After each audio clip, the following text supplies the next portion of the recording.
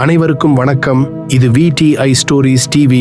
வாழ்க்கையில் நாம் சந்திக்கும் கசப்பான உண்மைகளையும் மறைந்திருக்கும் தத்துவங்களையும் கதைகள் மூலமாக பகிர்ந்து கொள்ளும் உங்கள் அன்பிற்குரிய தளம்.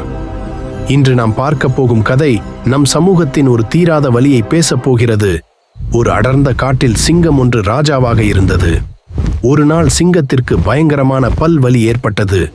வலியால் துடித்த சிங்கம் காட்டில் உள்ள எல்லா விலங்குகளையும் அழைத்து, யாராவது ஒரு நல்ல யோசனை சொல்லுங்கள், என் வலி தீர வேண்டும் என்று கட்டளையிட்டது.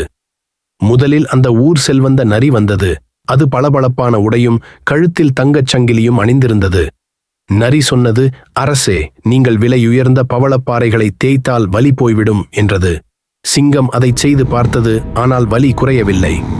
இருந்தாலும் நரி பெரிய பணக்காரன் என்பதால் சிங்கம் அதற்கு பரிசு கொடுத்து அனுப்பியது. அடுத்து ஒரு ஆணவ யானை வந்தது. அது சொன்னது, அரசே, நீங்கள் ஆற்று மணலில் உருண்டால் வலி தீரும் என்றது. சிங்கம் அதையும் செய்தது.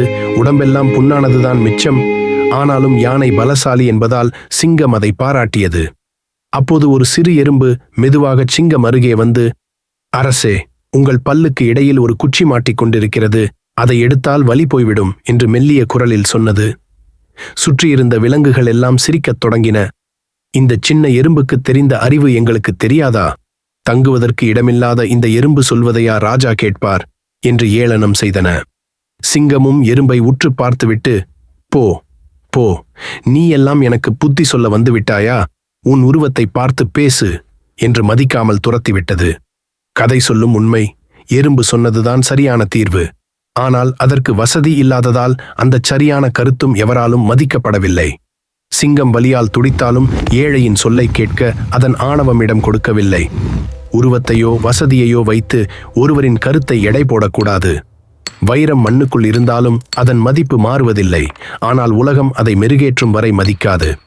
நண்பர்களே, இந்த கதையின் மூலம் நாம் உணர்வது என்னவென்றால், பொருள் இல்லார்க்கு இவ்வுலகம் இல்லை என்பது எவ்வளவு உண்மையோ, அதைவிட கொடுமை பொருள் இல்லார்க்கு அறிவுரை சொல்லும் தகுதி இல்லை என்று இந்த உலகம் நினைப்பதுதான்.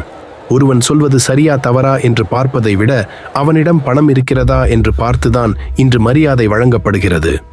இல்லாதவன் சொன்னால் அது வெறும் சத்தம், இருப்பவன் சொன்னால் அது சத்தியம். இந்த நிலை மாற வேண்டும். மனிதனின் வெளித்தோற்றத்தையும் வசதியையும் தாண்டி அவன் உள்ளத்தில் இருக்கும் உண்மையையும் அறிவையும் மதிக்க கற்றுக்கொள்வோம். இந்த கதை உங்கள் மனதை தொட்டிருந்தால் உங்கள் கருத்துக்களை கீழே உள்ள கமெண்ட் பாக்ஸில் பகிருங்கள். இது போன்ற வாழ்வியல் கதைகளுக்கு மறக்காமல் VTI ஸ்டோரிஸ் டிவிக்கு சப்ஸ்கிரைப் செய்யுங்கள். மீண்டும் ஒரு நல்ல கதையோடு உங்களை சந்திக்கிறேன். நன்றி.